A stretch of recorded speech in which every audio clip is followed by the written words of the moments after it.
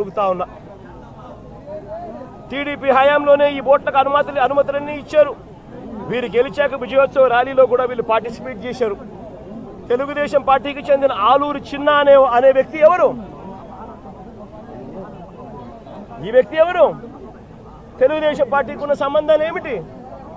ఇంతమంది బోట్ ఓనర్లు, బోట్లు అన్నీ కూడా తెలుగుదేశం పార్టీ వారియే కనిపిస్తూ ఉంటే ఈ బోట్లు వరద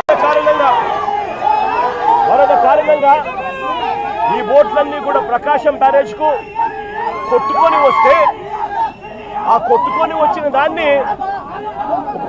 వచ్చిన దాన్ని రాజకీయం చేయాలని, వాస్తవాలను వక్రీకరించి ఆయన 60 మందిని నిర్దాక్షిణ్యంగా చంపేసి ఇన్ని లక్షల మందిని తాను ఇబ్బంది పాలు పెట్టాడు అన్న మాటను మర్చిపోయేట్టుగా చేయాలని, డైవర్ట్ చేయాలి అని తాను వక్ర భాష్యం చూపిస్తూ వేలు ప్రతిపక్షం వైపు ఎత్తి చూపిస్తారు. నేను అడుగుతా ఉన్న చంద్రబాబును, అయ్యా దాదాపుగా మీ ప్రభుత్వం వచ్చి 3-4 నెలలు అవుతా ఉందయ్యా. 3-4 నెలల నుంచి మీ ప్రభుత్వం ఉంది. 3-4 నెలల నుంచి ఉన్న మీ ప్రభుత్వంలో ఏదైనా జరిగితే ఓనర్షిప్ తీసుకోవాల్సింది మీరు, ప్రజలకు క్షమాపణ చెప్పాల్సింది మీరు, ప్రజలకు తోడుగా నిలబడాల్సింది మీరు.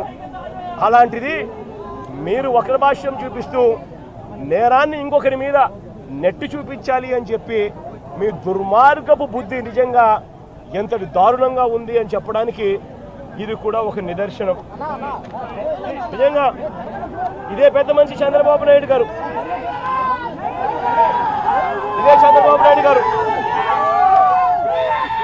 ఏ రకమైన రాక్షస పాలన చేస్తా ఉన్నాడు, ఏ రకంగా ఈనాడు అనే దినపత్రిక, ఏనాడు ఆంధ్రజ్యోతి, ఏనాడు TV5 ఇవన్నీ కూడా చంద్రబాబు నాయుడు గారిని ఎలా గోబెల్స్ మాదిరిగా ఎలా మోస్తున్నారో చెప్పడానికి కూడా ఒక చిన్న ఉదాహరణ ఈరోజు ఈనాడులో వచ్చింది.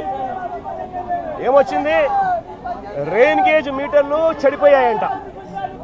రెయిన్ గేజ్ మీటర్లు చెడిపోయాయని ఈనాడులో ఈరోజు కింద పాటలో ఫ్రంట్ పేజీలో స్టోరీ. కాబట్టి చంద్రబాబు నాయుడు గారికి వర్షం ఎంత పడుతుందో తెలియడం లేదంట. ఇది మా ప్రభుత్వంలో చెడిపోయాయి అని చెప్పి చంద్రబాబు నాయుడు వచ్చినాక ఇప్పుడు మరమ్మతులు చేయిస్తున్నారట. ఇప్పుడు నిజంగా ఎంత దుర్మార్గంగా మారాస్తున్నారనంటే వీళ్ళు మనుషులేనా అని అడుగుతా ఉన్నాను నేను ఈ సందర్భంగా. అయ్యా, రాష్ట్రంలో పాత విధానంలో ఉండే రెయిన్ గేజ్ మీటర్లు ఎప్పుడూ అవుట్డేటెడ్ అయిపోయాయి.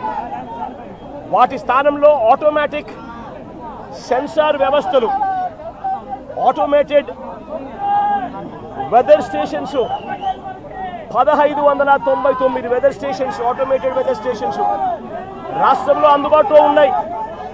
2014 నుంచి కూడా అందుబాటులో ఉన్నాయి.